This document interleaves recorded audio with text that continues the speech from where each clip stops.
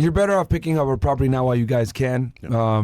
But yeah, obviously you got to find a deal. But this is where, when the rates are high like this, guys, this is where you have to come in aggressive and offer. I hate to say, you got to offer low. You got to lowball price them, you know. And the thing is that you simply can, because keep in mind, if it doesn't make sense for you and it doesn't make money, it's not going to make money for other investors as well. Also, so you can make a lowball. You can make a lowball offer. What is that? Also, they're also motivated to sell because either they need money themselves or they just want to get out to get another property. Yeah. So either way, they're going to be motivated to sell to you as the buyer. Yeah, especially if it's closer to the end of the year, which is what we're at now. Because, guys, the reason why is because of something called the 1031 exchange. So if they sell the house, they have a certain amount of time to go ahead and get that 1031 exchange done after they take the profits from the deal and then move it over to another property. Yeah. So they'll also be motivated at the end of the year as well. So a lot of times I find good deals at the end of the year. Sometimes I have to buy them cash. Because, that's another thing, too, you guys can do to get around this whole bank shit, right? Mm-hmm. You could buy deals cash. Now, I know some of you guys are like, well, hold on, Myron. Didn't you say buying cash is stupid? It is. It is stupid a lot of the times. But there are particular instances where buying a house cash can make sense, and then you don't lose access to that capital, because as soon as you buy it cash, you could turn around and either do a refi or do a HELOC on that house. Mm-hmm. So you have access to that equity that you got, because once you own it outright, there's no bank involved. It's your house, right? You just pay taxes on it. That's it. All the money that it makes, you keep 100%. You don't got to pay a mortgage, nothing. However, I know some people might not want to tie up $200,000-$300,000. That's totally cool.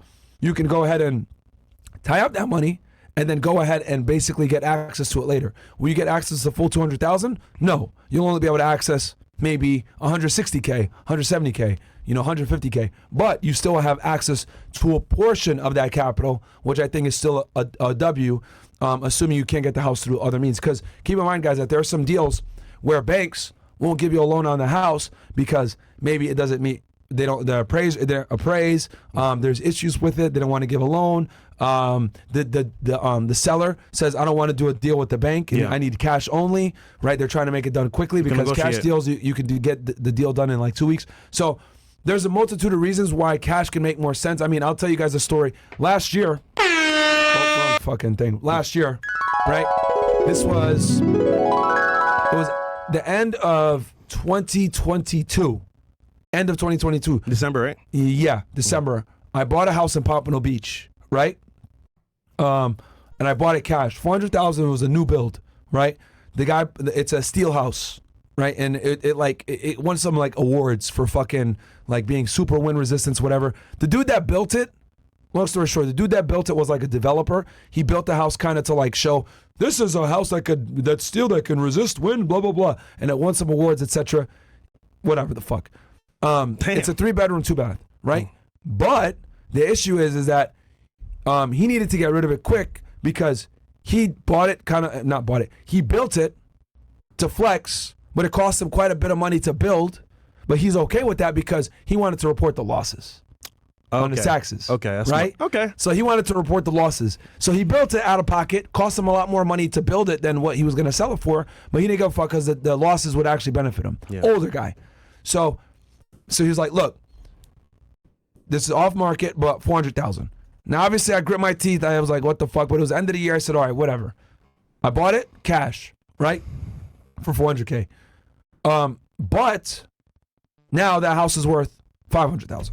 Damn. Right? It's worth $500,000. 3-bedroom, 2-bath, Pompano Beach, and that's an upcoming area. That's why when you guys hear me talk to the girls about Pompano Beach or whatever, I know a little bit about it because I look at that market and I was like, okay, is it worth buying a bullet? It is up and coming. Normally, 3-4 years ago, piece of shit. Never fucking invest over there. But it's getting better because the pandemic made people come to Florida. People come to Florida. They can't afford to live in Miami anymore because it gets outpriced from all the fucking yuppies that come from New York. So where do they go? They move in the Miami-Dade, Broward County area. Pompano Beach is an area that's going. And Pompano Beach, I would say, is more of a Fort Lauderdale. It's a Fort Lauderdale suburb. Yeah. So, It's funny. Kodak Black talks about Pompano a lot. Right?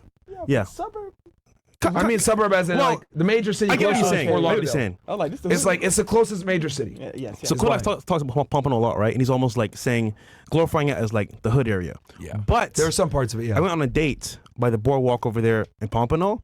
I was shocked to see how developed it was. How nice it was as well. My bad. And then how many white people were there. Yeah. And I was like, what? Wait, hold on. I thought it was mainly like black, but there's a bunch of white people there on the boardwalk. A lot of Brazilians. Chilling, buying ice cream, eating dinner. I'm like, damn, this area is pretty affluent. So over time, it's developed into that side, which is more affluent as well. I was surprised. I went this weekend too. So yeah, I was actually very shocked how nice and developed it already It's was. getting a lot better. It's And that's nice, man. Florida It's in nice. general. Shocked. It's nice. Yeah, and that's Florida. And the reason, guys, the reason why that place is developing is because people can't afford to live in Miami. So what do? They move. They go up north. They go to Broward County, and there's better schools too up north than down here. Miami-Dade is notorious for sucking with schools unless you send your kids to a private school. Yeah. So did I want to do that deal? I was pissed, but I did it. Grit my teeth. But now the house is worth way more, right? But that's one of the houses I've had to bring my rent down a bit. You can't charge as much rent up there in Pompano Beach because the rents have kind of flattened out. So did someone tell you, or did you just do it automatically because tenants left? How'd you know to like lower the rent? I just know because comparables in the area. Okay. Comparables in the area, and then like I could tell with how long it stays on the market. So what I'll do is I'll put my and this is a tip you guys could do too. If you have property, put your unit on the market for at or a little bit below market rent, and then let a bidding war occur. Okay. Let a bidding war occur, and then just put the person in. Oh, another pro tip, guys. I don't give a fuck how much money they make. And I'm learning this the hard way because I got 2 tenants that make over $100,000 a year that still can't pay their fucking rent. Actually, I'm evicting a bitch out of one of my houses right now that makes over $100K. What did you do for work? I forget what it was. She does something. I forget what Was she a does. nurse? Something in that field. That makes sense. You nurses out there, man. Yeah. And then I had another dude that was like an airline pilot, not pilot, airline mechanic, plane mechanic. Didn't pay his rent, but then they both had shitty ass credit scores. But I was like, you know what? Yeah, I'm making enough money. We should be okay. Guys, pro tip. It doesn't matter how much money they make. If their credit score sucks, bro, don't give them the fucking unit, guys. Don't give it to them. I'll take it further. Don't fucking give it to them. If you want to date a chick, your score sucks, don't date her, bro. 700 or above only. Facts. All right. But yeah, so that's something I learned. Like how much money they make, people can never outspend bad habits, bro. Sorry, they can never outlive their bad, outsave their bad fucking habits. Yeah. Like it's just fucking ridiculous. So, yeah, she's a fucking bum. But yeah, she was complaining, oh, my kid's out. Shut up, man. But regardless though with risks, we're just saying, guys, as a summary here, don't let them scare you. If you want to get into property, do it now while you still can. Because I'm telling you, BlackRock and these investors that we have nowadays, They're still buying New York, single-family homes. Canada, they're buying right now as we speak, and those deals won't be there. And I'd argue that articles like that are put out to scare you. It is. From buying a house. It is. Because just like he said, guys, BlackRock since the pandemic has been buying single family homes like fucking crazy. Like almost every hour, basically, if you think about it. They're buying houses all the time. And Chris Crone, who we did a Zoom call with him, please go check it out. It was great, guys. Yeah. He talks about this. There's a reason why he buys single family homes. Single family homes are never going to go out of style. You'll always be able to like rent those. So I got a tip for the guys watching right now. If you're here watching right now, this is a goal of mine where you can go right now, buy property, and make massive gain. So I have an investor friend that lives in Orlando, and he told me this actual location that's really good for buying properties. I'm going to buy some as well next coming months. Celebration, Florida in Orlando. Celebration, Florida? Yeah.